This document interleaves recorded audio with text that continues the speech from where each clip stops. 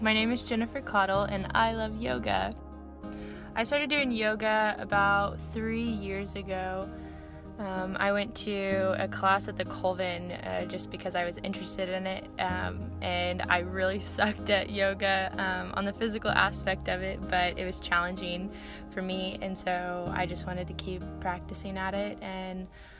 ultimately what I loved about it was that it was an hour out of my day that I could kind of just get away and be quiet and do something by myself and just be able to breathe and not really think about anything that was going on in life. So that's kind of where the whole journey started. I think a lot of people look at it as a physical aspect at first, but to be able to take time out of your day every single day to just calm your mind and not think about anything else and just be able to breathe and be in a quiet space with no judgment, and it's just so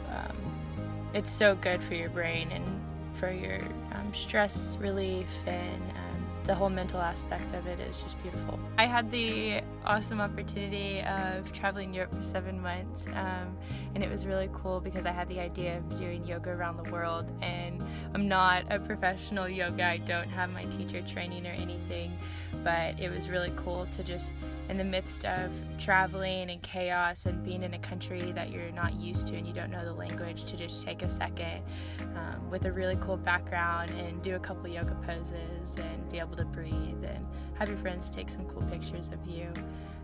But one of the things I learned when I was traveling was that so many other cultures, they are so quick to take time out of their day, whether it's just an hour break or a 2-hour lunch break, or maybe they go home a little bit early from work just to kind of take time for themselves and mentally recuperate and take care of their mental health. I totally understand how sometimes we get crazy busy with life and it's just nonstop, and sometimes we don't have a whole hour out of our day to go to a yoga class. But some things that I like to do is just go into my office or into my room and just shut the door and maybe meditate for 5 or 10 minutes and just sit there quietly and focus on my breathing and not really think about anything. You just kind of let your thoughts pass by in your brain as if you're like watching traffic drive by. I think the definition of a boss lady is just someone who kicks ass at life.